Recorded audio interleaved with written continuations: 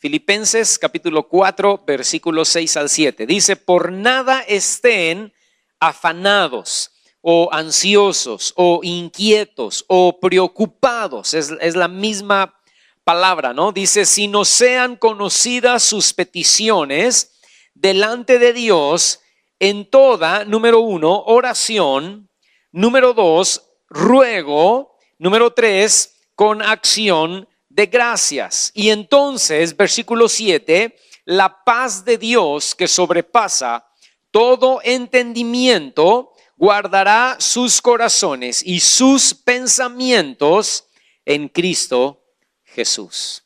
Padre, te damos gracias esta mañana porque creemos que tú tienes control de todas las cosas. Creemos, Señor, que nada escapa fuera de tu voluntad. Creemos que tú eres un Dios todopoderoso, que tiene toda autoridad y que no hay absolutamente nada imposible para ti. Y te damos gracias por eso, te damos gracias porque eso es lo que enseña tu palabra y queremos esta mañana ser impactados y tocados y ministrados por tu palabra y queremos esta mañana aprender un poco más y salir de este lugar sabiendo que tú tienes control sobre nuestros problemas y sobre nuestras situaciones difíciles en el nombre de Cristo Jesús. Amén. Amén. Esta mañana quisiera hablarles un poquito acerca de depositar nuestros problemas en Dios. La Biblia dice que no debemos estar ansiosos o inquietos o preocupados. El problema es que a todos nosotros nos preocupan mucho nuestros problemas, ¿no? Nos metemos en ansiedad, en inquietud, en preocupación por causa de lo que nos sucede económicamente o lo que nos sucede físicamente o lo que nos sucede matrimonialmente o lo que nos sucede familiarmente. Algunos estamos preocupados hasta por lo que sucede nacionalmente, ¿no? Porque ya vienen elecciones. ¿Estás conmigo?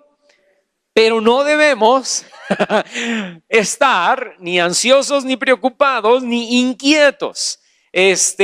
Debemos más bien, dice allí en la cita que acabamos de leer de Filipenses capítulo 4, debemos más bien poner nuestras peticiones en oración, en ruego y con acción de gracias delante de Dios. ¿Por qué, hermano? Porque el afán y la ansiedad y la preocupación y el nerviosismo traen como consecuencia varias cosas. Mira, traen como consecuencia falta de paz. Traen como consecuencia falta de confianza en Dios. Comenzamos a dudar. Cuando nos preocupamos, empezamos a dudar de lo que Dios puede hacer. Traen como consecuencia, número 3, enfermedades.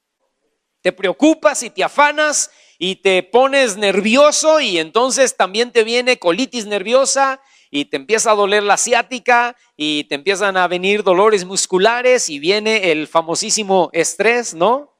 Y se te cae el pelo y engordas o enflacas, dependiendo cuál sea tu metabolismo, ¿no?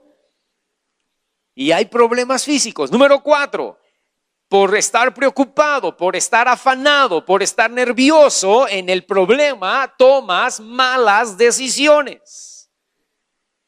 La preocupación, el estrés, el nerviosismo te lleva en medio del problema a tomar malas decisiones. Y número 5, quieres resolver el problema a tu manera y no esperas en Dios. O sea, hay una serie de consecuencias, hermano, por tener afán, ansiedad, preocupación y nerviosismo. Cuando ponemos nuestros problemas delante de Dios, Él entonces nos da su paz. Y dice la cita que acabamos de leer que esa paz guarda nuestra mente. ¿Qué significa eso? Que guarda nuestros pensamientos. Y dice que esa paz guarda nuestro corazón. ¿Qué significa eso? Que guarda nuestros sentimientos. La paz de Dios viene y guarda tus pensamientos y tus sentimientos, tu mente y tu corazón. ¿Por qué? Porque en la mente y en el corazón, en medio del problema, es donde se libran las más grandes batallas. Yo me pongo nervioso, yo me pongo ansioso, yo me preocupo y entonces mi mente empieza a trabajar a 1000 por hora. ¿Y qué va a pasar? ¿Y si no se resuelve? ¿Y si se muere? ¿Y si nos deja? ¿Y si no se hace el pago la semana que viene? ¿Y si no tengo el dinero? ¿Y si no me llega? ¿Y si no me prestan? Y empieza tu mente a trabajar y me van a meter a la cárcel y entonces me voy a ir a las Islas Marías y ahí voy a vivir solo y voy a envejecer, ¿no? Y ya te ves ahí agarrado a una bola, ¿no? Y encadenado en las Islas Marías. O sea, y tu mente empieza a trabajar. Ya te ves en la caja de muerto, hermano, con 4 cirios y la gente tomando café en tu honor, ¿no? Me voy a morir, ¿qué va a pasar? Dios mío, ¿qué le va a pasar a mi hijo? ¿Qué le va a pasar a mi hija? ¿Qué le va a pasar a mi matrimonio? ¿Qué le va a pasar a mi familia? Voy a perder la casa. Y tu mente está trabajando a 1000 por hora. Doctor, ¿qué es esta cosa que tengo aquí? Doctor, mire, es una bola que me salió, es cáncer, estoy segura que es cáncer, ¿no? Y el doctor dice, no señora, es un barro, apriéteselo y Porque en la mente empieza a trabajar, los sentimientos, el corazón comienzan a trabajar, ¿no? Todo me duele, no puedo dormir, ya no puedo comer, ya no puedo estar en paz, ya no puedo estar tranquila, soy un manojo de nervios. ¿Por qué? Porque mis sentimientos están increíblemente trabajando a 1000 por hora. Pero cuando yo pongo mis peticiones delante de Dios, hermano, cuando yo oro, ¿qué es lo que la Biblia dice? Por nada estén afanados, por nada estén turbados, por nada estén preocupados, por nada estén ansiosos, sino que vengan y pongan sus peticiones delante de Dios en toda oración, en todo ruego, en toda súplica, con acciones de gracias.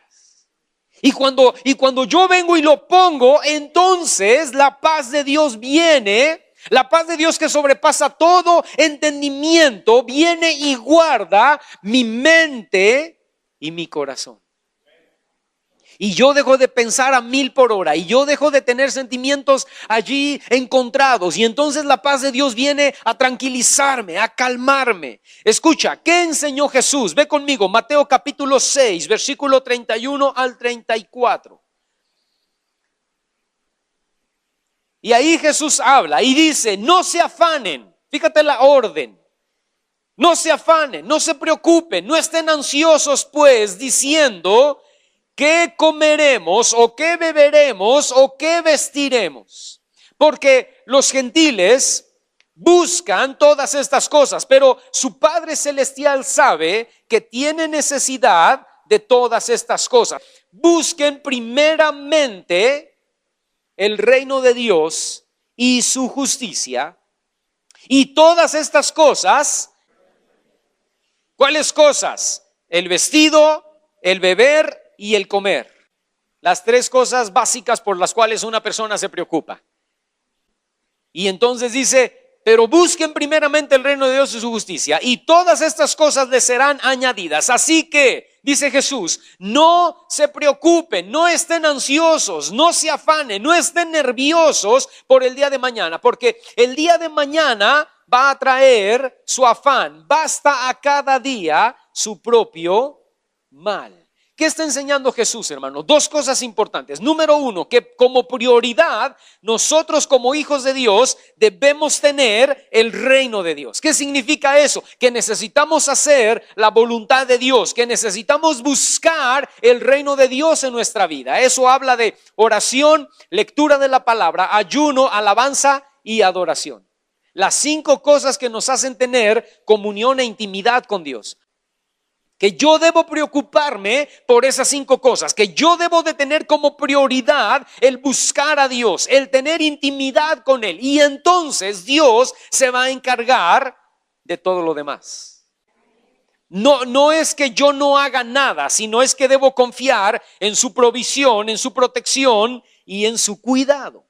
Ahora, yo te quiero dar varios ejemplos de varias personas en la Biblia que confiaron y esperaron en Dios en medio de su problema y en medio de su necesidad. ¿Está bien? Y yo quiero que vayas conmigo Génesis capítulo 45. Y el primer caso que vamos a ver es el caso de Jacob. Génesis capítulo 45 y fíjate lo que dice el versículo 26. Vamos a leer del verso 26 al verso 28. Dice, y le dieron las nuevas diciendo, José vive aún y él es Señor en toda la tierra de Egipto. Y entonces el corazón de Jacob se afligió porque no los creía. Y ellos le contaron todas las palabras de José que él les había hablado. Y viendo Jacob los carros que José enviaba para llevarlo, su espíritu revivió. Escucha, su espíritu revivió. Y entonces dijo Israel, o Jacob, es lo mismo, ¿verdad? Porque Dios le había cambiado el nombre de Jacob a Israel. Entonces dijo Israel, basta. José, mi hijo, vive todavía. Iré y le veré antes que yo muera. Te explico la historia un poquito, ¿no? José había sido vendido a los 18 años de edad por sus hermanos porque le tenían envidia.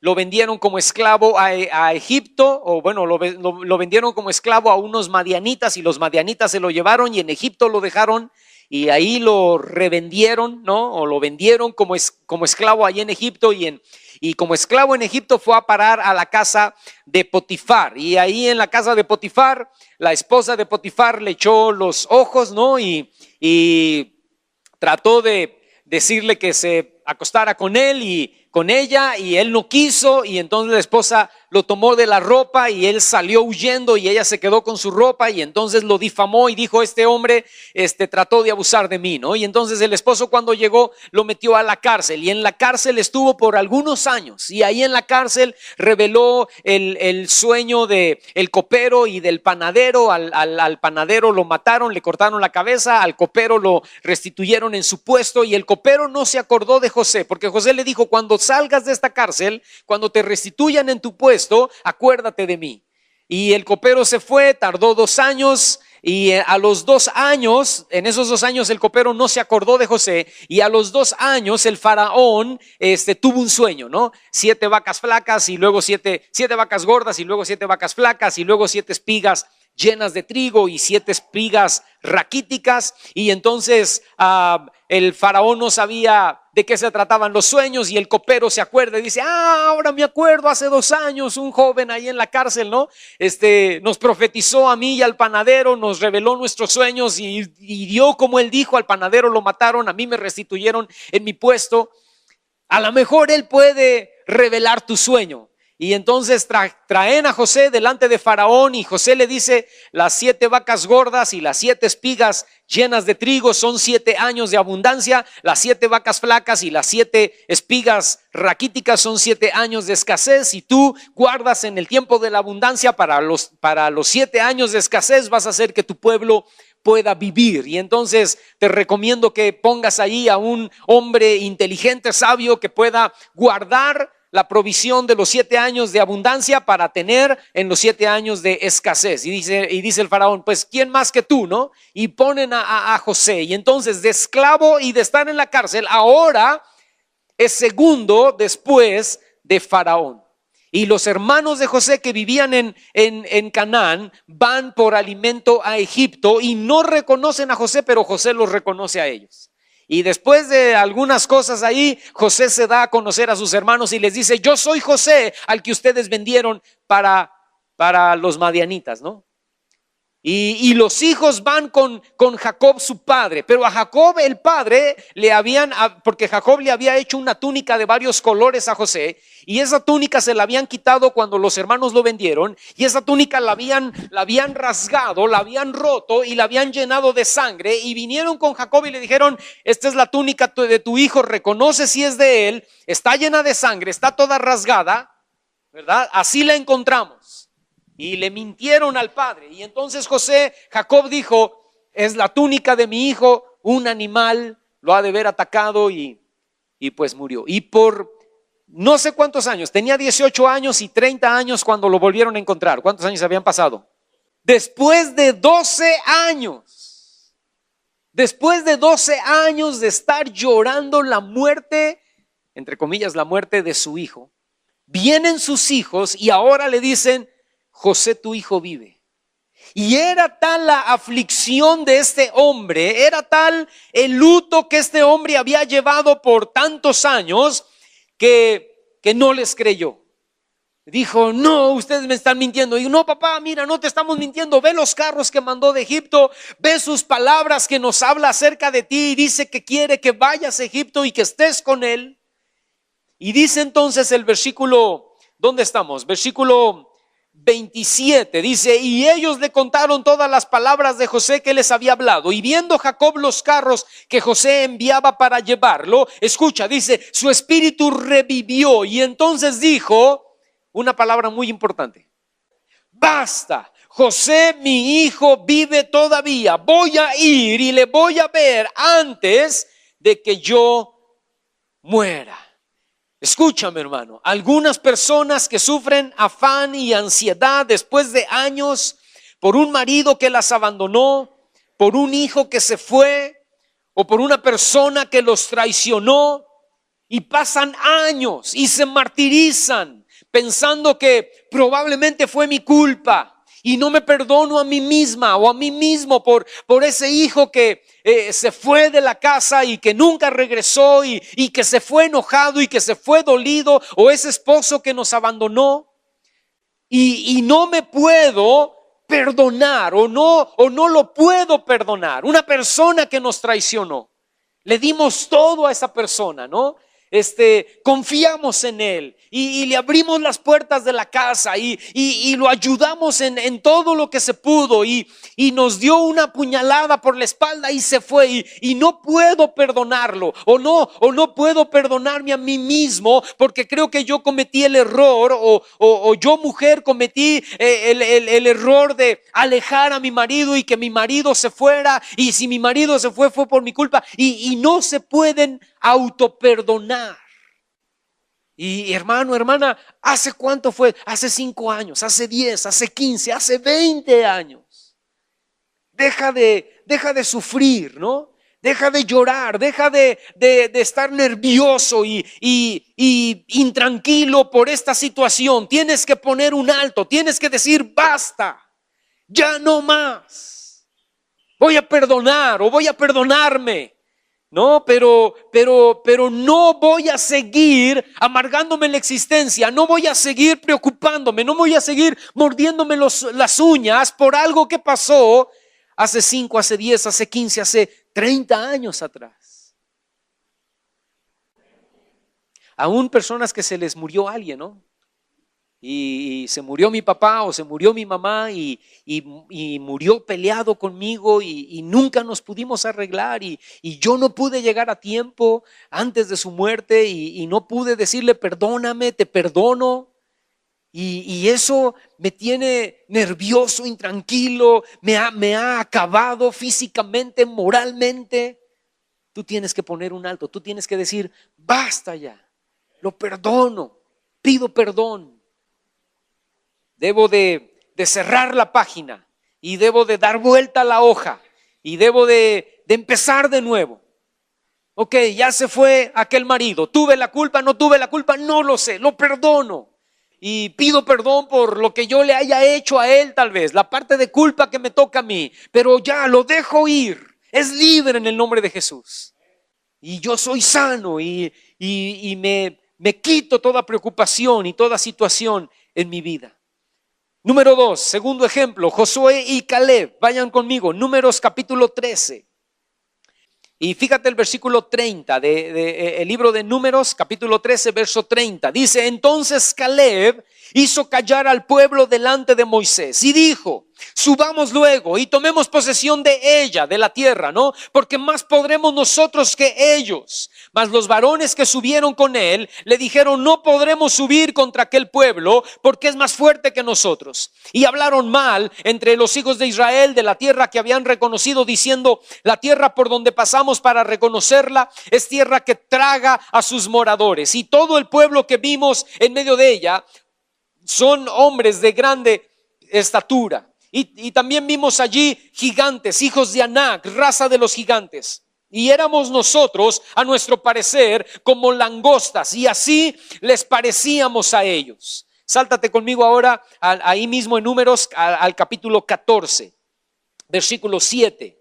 Dice, y sigue hablando de Caleb y Josué, ¿verdad? Hablaron a toda la congregación de los hijos de Israel diciendo: la tierra por donde pasamos para reconocerla es tierra en gran manera buena. Si Jehová se agrada de nosotros, Él nos va a llevar a esta tierra y nos las va a entregar. Es una tierra que fluye leche y miel. Por tanto, no sean rebeldes contra Jehová, ni teman al pueblo de esta tierra, porque nosotros los comeremos como pan. Su amparo se ha apartado de ellos, y con nosotros, escucha, está Jehová. No los teman. Entonces toda la multitud habló de apedrearlos. Escucha, hermano. Josué y Caleb reconocían que efectivamente era cierto, había gigantes en la tierra que habían ido a reconocer la tierra de Canaán.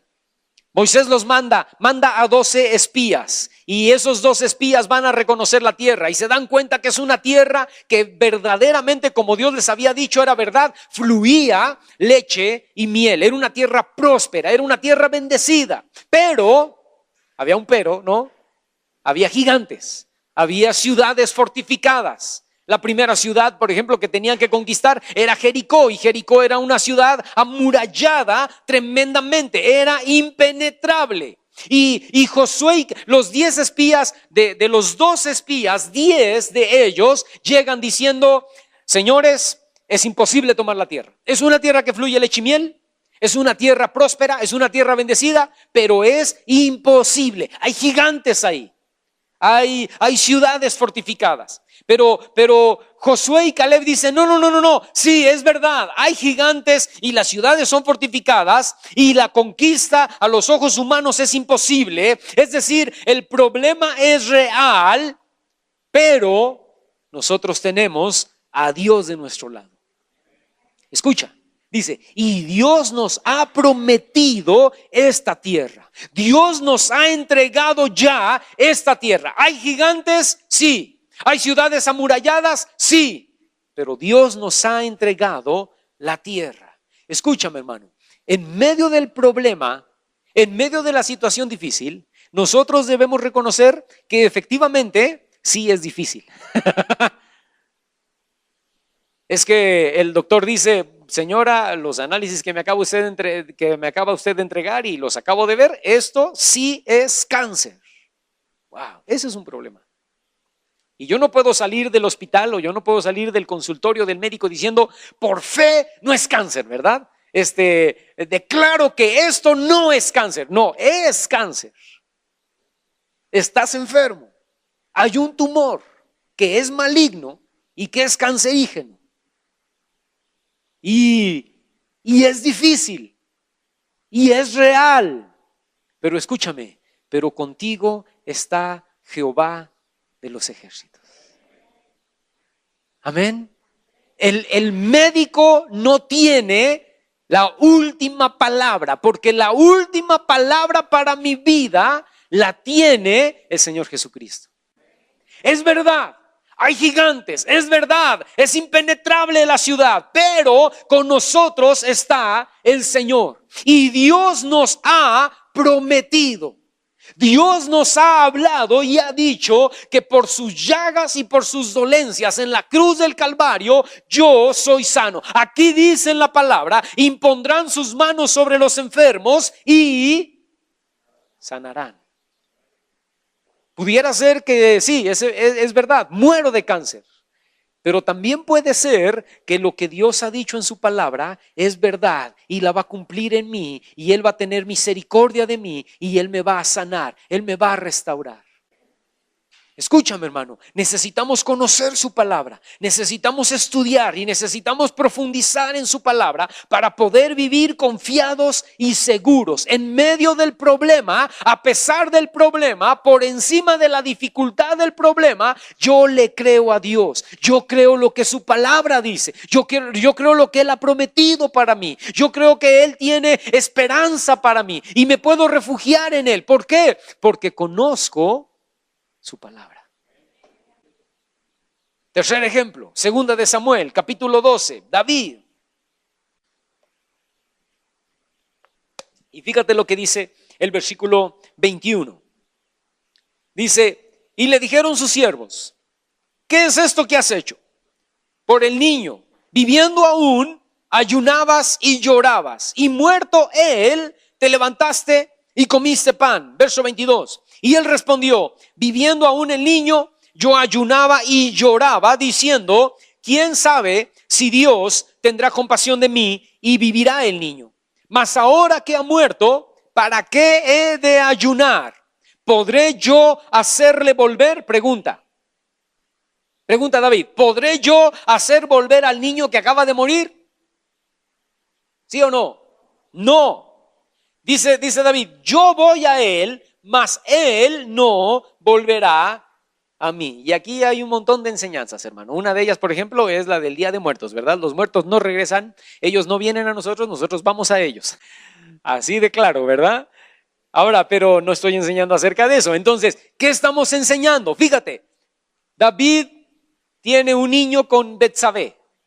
Betsabé queda embarazada, ¿verdad? Y ustedes ya saben la historia, y eso fue un pecado terrible de David. Tuvo que venir Natán, el profeta, y tuvo que enfrentarlo, y David se dio cuenta que nadie lo había visto, pero Dios lo había visto, ¿no? Y David se arrepiente, y David dice, Señor, perdóname. Y entonces Natán le dice, estás perdonado. David compone el Salmo capítulo 53, ¿no? Donde dice, Señor, ten misericordia de mí, no quites de mí tu Santo Espíritu, etcétera. Y David se arrepiente, pero aunque David se arrepiente, cuando el niño nace enfermo, y el niño está grave.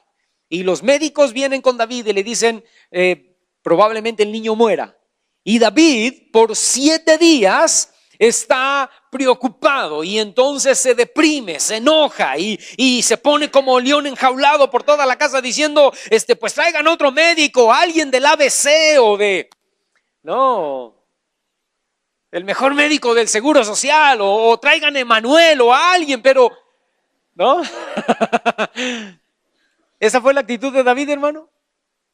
Dice ahí, y entonces el niño enfermó, y entonces David comenzó a morder las uñas y no hallaba la puerta, y empezó a adelgazar, y no comió y no durmió, y le dio estrés, angustia. ¿Así dice, hermano? No. ¿Qué hizo David? Escúchame, 2 cosas: ayunó y oró. Y nosotros, cuando se nos viene un problema encima, hermano, la mayoría de nosotros lo que menos queremos es orar y ayunar, ¿no? Llega el problema y lo primero es, enojarme. Lo primero es angustiarme. Lo primero es buscar al compadre que nos preste dinero, ¿no? Ya se nos vino la situación económica encima, y ahora ¿qué hacemos? Hay que buscar al compadre, háblale al compadre rico y que nos preste dinero. Ve al banco y saca un préstamo en la Caja Popular, ¿no? El mejor médico, el mejor abogado. Pues ya vino el mejor abogado, y ya vino el mejor médico, y ya vino el dinero, y la cosa no se arregla. Y entonces nos ponemos histéricos, ¿no? Y nos ponemos como leones enjaulados en la casa, y tu mamá o tu papá o tu esposa o tu esposo te dicen, bueno, cálmate, no pasa nada. No, ¿cómo que me calme? No puedo estar tranquilo, no puedo estar bien, ya no duermo, ya no como, estoy angustiado. Pero eres cristiano, ¿qué deberías hacer? Ayunar y orar. Y por 7 días David lloró delante de Dios. Escúchame, por 7 días David se postró delante del Señor y no quiso recibir alimento, y ayunó. Y su motivo del ayuno era: Dios, ten misericordia de este niño, no te lo lleves. Ahora, a los 7 días, David sigue ahí orando, David está ayunando, David está llorando delante de la presencia de Dios, y oye que los esclavos, los siervos, los empleados del palacio están cuchicheando, ¿no? Y él se acerca a la puerta y oye y dice, ya murió, sí, ya murió. ¿Y ahora qué hacemos? Y dicen los empleados, pues no hay que decirle, porque imagínate, si el niño no estaba muerto, estaba enfermo, y David no quería comer y estaba ahí metido llorando y orando, ahora imagínate cómo se va a poner cuando le digamos que el niño ha muerto. Y cuando David oye que el niño ha muerto, entonces se rasura, se baña, se viste, sale y dice, pónganme la mesa, voy a comer. A ver, no te entendemos. Cuando el niño estaba enfermo, cuando el niño estaba mal, estabas ahí llorando, metido en tu cuarto sin querer. Y ahora que el niño muere, te lavas, te rasuras, sales y comes. ¿Cómo es eso? Dijo, es que ya no puedo hacer nada. Wow, ya no puedo hacer nada. El niño, aunque yo siga llorando y siga ahí quebrantado, el niño no va a regresar a mí. Más bien, algún día yo voy a ir al niño. Escúchame, ¿sabes qué es lo que enseña David? Que él aceptó la voluntad de Dios. Porque David, la Biblia nos enseña que era un adorador. Y muchos de nosotros estamos angustiados por el problema. Y cuando el problema no se resuelve y decide, ¿sabes qué? Al final, sí, tu hijo va a ir a la cárcel. ¿Sabes qué? Sí. Al final, ya estás tu esposo, tu esposa o tu papá o tu mamá está en las últimas etapas del cáncer y seguramente en los 2 o 3 o 4 o 5 próximos días va a morir. Y tú dices, no, estaba angustiado y ahora estoy más angustiado y ahora ya no estoy angustiado, ahora estoy enojado con Dios, ¿no? ¿Por qué se lo va a llevar? ¿O por qué se lo llevó? ¿O por qué no abrió las puertas? ¿O por qué no cerró para que no fuera a la prisión? ¿Por qué no dio resultado el abogado? ¿Por qué no dio resultado el médico? ¿Por qué no dio resultado la medicina? ¿Por qué no dio resultado el préstamo? Ya no voy a la iglesia. Ya no soy cristiano. Ya no leo la Biblia, ¿no? Pero escúchame, pero David acepta la voluntad de Dios. En medio del problema lo que hace es ayunar y orar. Y cuando el problema se termina, porque Dios se lleva al niño, David dice, amén, Señor, si esa es tu voluntad, yo la acepto, yo la recibo. Wow. No tengo para qué estar más preocupado o ansioso. Aplico Filipenses capítulo 4, versículos 6 al 7. Ya lo leímos, ¿no? Pongo mis peticiones en Dios y Él me va a dar la paz que va a guardar mi mente y mi corazón. Y que me va a hacer aceptar su voluntad. Otro ejemplo, Primera de Samuel, capítulo 1, versículo 16.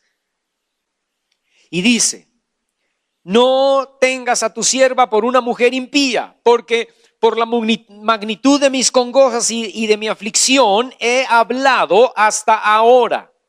Elí respondió y dijo, ve en paz y el Dios de Israel te otorgue la petición que le has hecho. Y ella dijo, halle tu sierva gracia delante de tus ojos. Y se fue la mujer por su camino, escucha, y comió y no estuvo más triste. ¿Cuál era el problema de Ana, hermano? Su esposo, que se llamaba Elcana, tenía 2 mujeres. Una se llamaba Penina, la otra era Ana. Penina tenía hijos, Ana era estéril. Ana no podía tener hijos y Penina la humillaba y la molestaba, ¿no? Yo sí tengo hijos, yo le he dado hijos a nuestro marido, tú no. Y entonces Ana se afligía, Ana lloraba, Ana no comía. Cada que subían a celebrar una fiesta en Israel cada año, en lugar de ser un día de fiesta para Ana, era un día terrible, de tortura, ¿verdad? De dolor, porque la mujer esta le hacía la vida imposible. Y entonces su marido le decía, mira, no te preocupes, yo te soy marido, yo te soy mejor que 1000 hijos, ¿no? O sea, yo te amo a ti. Pero eso no la consolaba a ella. Ella quería tener un hijo. Ahora, ¿cómo resuelves la esterilidad, hermano? ¿Cómo resuelves ser estéril? ¿Cómo resuelves un cáncer? ¿Cómo resuelves un problema judicial grande o terrible? ¿Cómo resuelves una deuda que donde estás en el hoyo del hoyo? ¿Cómo la resuelves? ¿Con qué dinero? ¿No? Dices, hermano, ya no hay qué hacer. O sea, destapamos un hoyo y tapamos otro y se nos hace más grande el boquete. Hay problemas, hermano, que no se pueden resolver, que no están en nuestras manos resolver. Y a Ana Ana no podía resolver el problema de su esterilidad. ¿Qué hizo entonces? Aplicó Filipenses capítulo 4, versículos 6 al 7. Por nada estén afanados, turbados, nerviosos, sino vengan y presenten sus peticiones delante de Dios en toda oración y ruego, súplica y acciones de gracia. Y Ana lo que hizo fue venir delante de Dios y lloró. Dice que lloró, si tú lees ahí la cita cuando llegues a tu casa, dice que lloró abundantemente. Y estaba en una situación tan metida en la oración y en la súplica que el sacerdote o el sumo sacerdote llamado Elí, que no tenía mucho discernimiento, ¿no? La vio y dijo, chihuahuas, esta mujer, ¿cómo entra borracha aquí al templo, no? Eso fue lo que dijo. Está borracha esta señora, ¿cómo es posible? Y le dice, digiere tu vino ya y salte de aquí, ¿no? Y entonces Ana se voltea, versículo 16, y le dice, no, Señor, no tengas a tu sierva por una mujer impía, no estoy tomada, no estoy borracha, dice, por la magnitud de mis congojas y de mi aflicción, he hablado hasta ahora. O sea, estoy aquí delante de la presencia de Dios, soltando mis lágrimas y mi angustia, poniéndolo delante de Él, porque no puedo resolver mi problema. Y solamente Él es el único que puede darme una solución. O sea, la solución no es hacerle la guerra a Penina, ¿no? A la otra esposa del Cana. La solución no es preocuparme, la solución no es morderme las uñas, la solución no es angustiarme. ¿Qué gano con eso? Si angustiándome y poniéndome nerviosa y alterándome se resolviera mi problema de infertilidad, pues hazlo. Enójate todo lo que quieras y angústiate todo lo que quieras y ponte nerviosa todo lo que quieras, porque así se arregla tu problema de infertilidad. Pero escucha, pero eso no va a resolver nada. Pero venir delante de la presencia de Dios y poner mi petición delante de sus manos, probablemente eso traiga una solución. Cuando el sacerdote le dice, ándale pues, perdóname, ¿verdad? Y que Dios te otorgue las peticiones de tu corazón. Y Ana se va, escúchame, no había habido una palabra profética para Ana. No bajó un ángel y le dijo a Ana, Ana, vas a tener un hijo dentro de un año. No hubo una palabra de Dios, ¿verdad? Una voz se oyó y dijo, Ana, vas a tener un hijo en un año. O sea, nada. El profeta Elí no le dijo, Ana, Dios me está revelando ahorita que vas a tener un hijo en un año. Nada. Ana se levantó de ese lugar sin saber si Dios le iba o no le iba a dar un hijo. Pero escúchame, pero Ana se levantó, se limpió las lágrimas y dijo, muy bien, ahora voy a comer y ya no voy a estar triste. ¿Por qué? Porque mi problema que yo no puedo solucionar, lo va a solucionar Dios. ¿Cómo? O me da un hijo o no me da un hijo. Si me da un hijo, gloria a Dios. Increíble, qué bendición. Si no me da un hijo, pues ¿para qué me preocupo? No voy a tener un hijo, voy a morir así. ¿Y cuál es el problema? Yo les comentaba a los hermanos la otra vez, el jueves que tuvimos en la clase, que por un tiempo un pastor de una congregación donde yo trabajaba, un pastor que trabajaba conmigo también, me estuvo diciendo, consigue una casa, compra una casa, porque en ese entonces yo no tenía una casa y yo rentaba. Y cada año, como una maldición, me pedían la casa, ¿no? Hermano, ¿qué cree? Que le prestamos la casa, pero nuestro hijo se va a casar y ya le pedimos la casa, ¿no? Y al otro año rentábamos otra casa y ¿qué cree? Que ahora le pedimos la casa y así cada año nos cambiábamos de casa. Ya sabíamos, ya teníamos toda, sí, en experiencia en mudanzas, ¿no? Sí, ya sabíamos cuántas cajas y dónde iba todo y cómo llegar y desempacar y entonces yo dije, sí es cierto, tengo que comprar una casa y empecé a buscar y cuando empecé a buscar me empecé a dar cuenta, empecé acá muy alto en Altozano, ¿no? Y luego fui bajando y llegué a Infonavit. Y entonces me di cuenta que yo no tenía ni para pagar una casa de Infonavit. Y entonces me enojé con Dios. Y entonces un día orando en la sala de la casa, vivíamos en ese entonces en una calle que se llamaba Lisboa, y ahí ya llevábamos 4 años, gracias a Dios, o 5, ¿verdad? Ya llevábamos viendo 5 años. Una hermana en México nos las estaba rentando. Entonces, yo me puse a orar ahí en la sala de la casa y dije, Señor, ¿cómo es posible que soy tu hijo y tú no me das una casa y ni para Infonavit tengo yo, ¿no? ¿Cómo es posible, Señor? No se vale, no es justo. Y entonces Dios me habló y me dijo, estoy pagando renta y estoy tirando mi dinero a la basura, porque era lo que este señor me decía, ¿no? Este pastor me decía, estás tirando tu dinero a la basura, no sigas pagando renta, estás echando tu dinero en un costal roto. Y esas mismas palabras yo se las dije a Dios, porque así somos, ¿no? La gente nos influye, ¿no? Hermano Paco, no se deje, haga algo, no deje que le hablen así. Sí, es cierto, no voy a dejar que me hablen así, ¿no? Y entonces, pero no le preguntamos a Dios.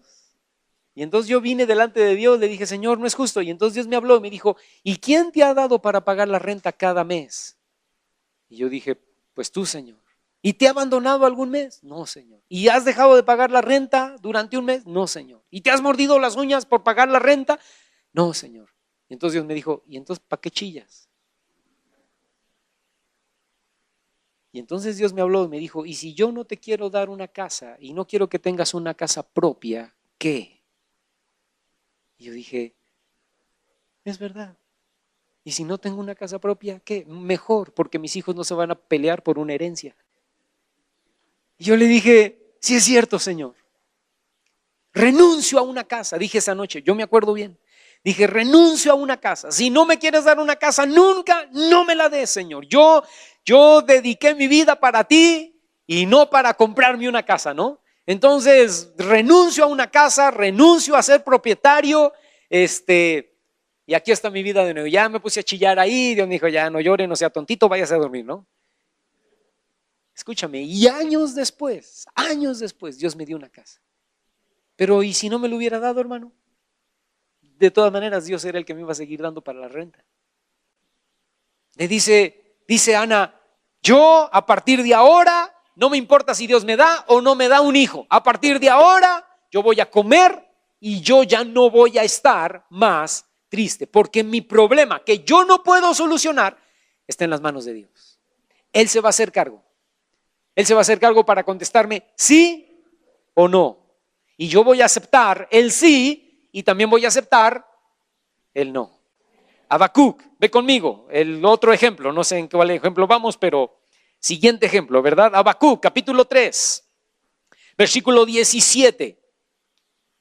Fíjate, Habacuc ora y dice, aunque la higuera no florezca, ni en las vides haya frutos, aunque falte el producto del olivo y los labrados no den mantenimiento y las ovejas sean quitadas de la majada y no haya vacas en los corrales. Versículo 18 dice, con todo, yo me alegraré en Jehová y me gozaré en el Dios de mi salvación. Jehová el Señor es mi fortaleza, el cual hace mis pies como de ciervas y en mis alturas me hace andar. Escucha, hermano, Habacuc está delante de la presencia de Dios. El pueblo de Judá, el reino del sur, está en bancarrota espiritual y Dios le habla a Habacuc y le dice, Habacuc, voy a traer a los babilonios y voy a traer un juicio sobre mi pueblo a través del pueblo de Babilonia. Y Habacuc se saca de onda, ¿no? Y Habacuc dice, ¿cómo es posible que vas a usar a un pueblo pagano para traer juicio a nuestras vidas, ¿no? ¿Cómo es posible que vas a usar un pueblo pagano para tratar con tu pueblo escogido? Algunas personas se preguntan, ¿cómo es posible que estás usando a mi esposo pagano para tratar con mi vida, ¿no? ¿Cómo es posible que usas a mi jefe pagano para tratar conmigo?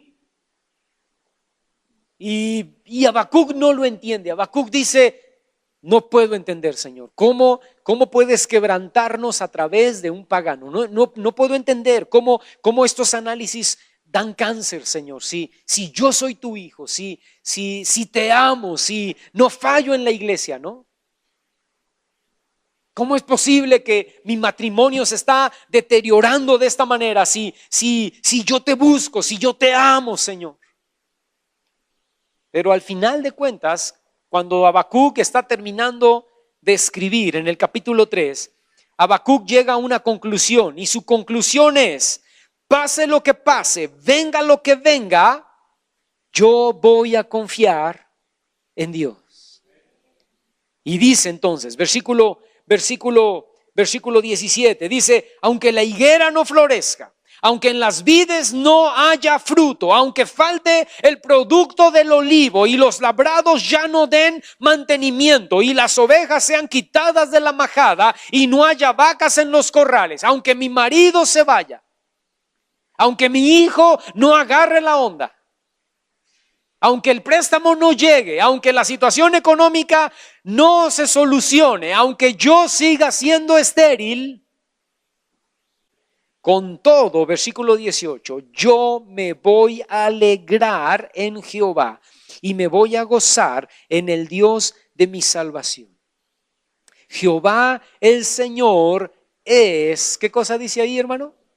Mi fortaleza, el cual, a pesar de lo que pase, venga lo que venga, el cual hace mis pies como de ciervas y en mis alturas me hace andar. Aunque venga Babilonia y nos destruya, ¿qué fue lo que pasó?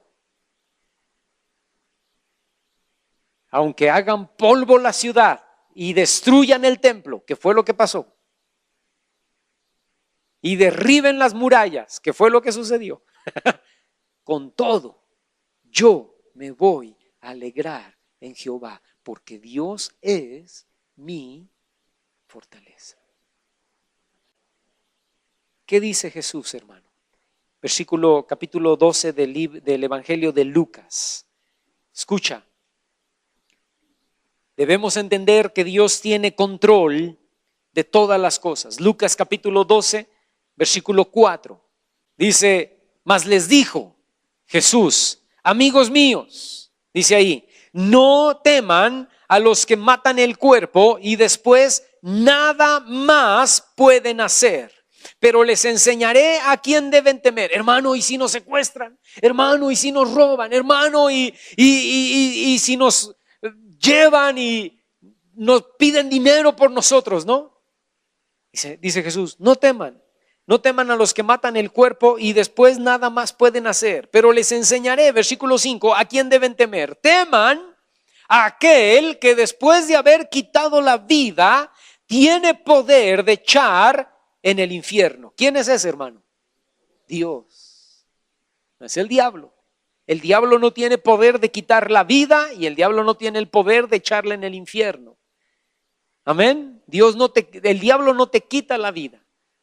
El que te quita la vida es Dios. El que dice tu vida llega hasta aquí, ese no es el diablo. ¿Quién es? Ese es Dios. Porque Dios tiene control y Dios tiene control y poder para hacer de nuestra vida lo que Él quiere. Él es el dueño de mi vida. Y Él dice: Danielito Carrillo, llegas hasta el 19 de mayo del 2042, ¿no?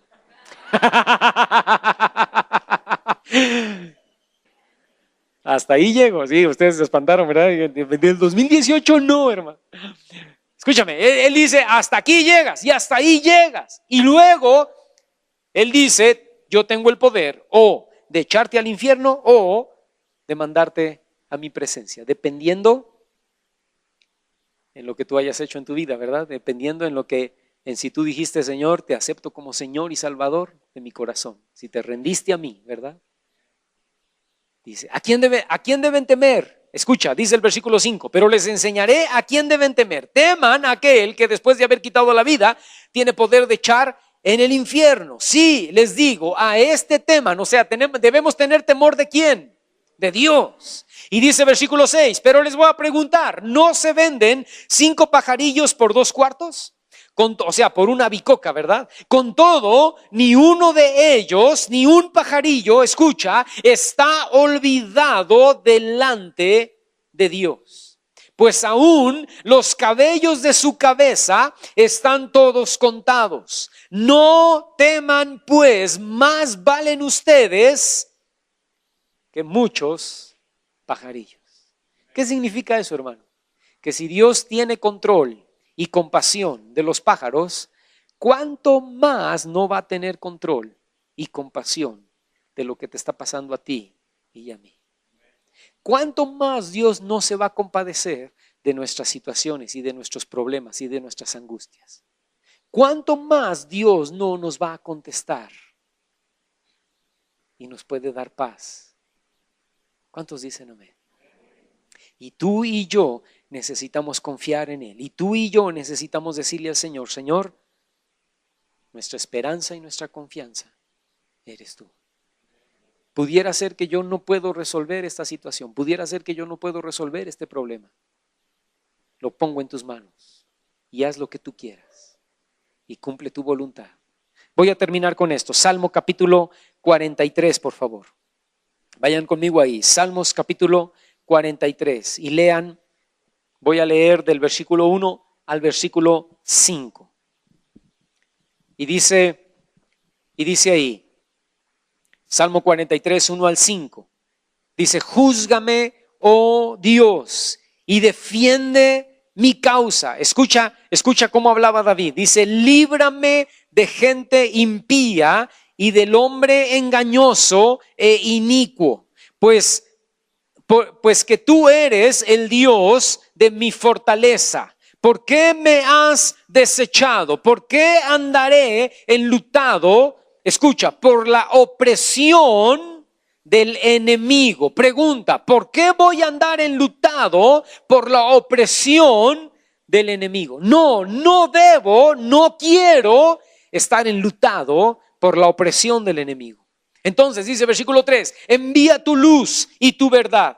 Estas me van a guiar. Me van a conducir a tu santo monte, a tus moradas, significa adoración. Entraré al altar de Dios, al Dios de mi alegría y de mi gozo, y te alabaré con arpa, oh Dios, Dios mío. Y entonces pregunta, versículo 5: ¿por qué te abates, oh alma mía, y por qué te turbas dentro de mí? Escucha, espera, ¿en quién, hermano? En Dios. Porque aún en medio del problema y en medio de la situación y en medio de la dificultad, aún he de alabarle, salvación mía y Dios mío. Se pregunta David a él mismo y le dice: ¿por qué te abates, oh alma mía? ¿Por qué te turbas dentro de mí? No. Espera en Dios. Confía en Dios. Él va a hacer algo. Probablemente Él diga sí, probablemente Él diga no. Si Él dice sí, va a ser algo que va a ser bueno para mí. Si Él dice no, va a ser algo que va a ser bueno para mí. Y yo no me voy a afanar, yo no me voy a turbar, yo no voy a estar nervioso, yo no me voy a comer las uñas, ni me voy a poner como león enjaulado. Yo voy a esperar en Dios. ¿Estás conmigo, hermano? Ponte de pie esta mañana.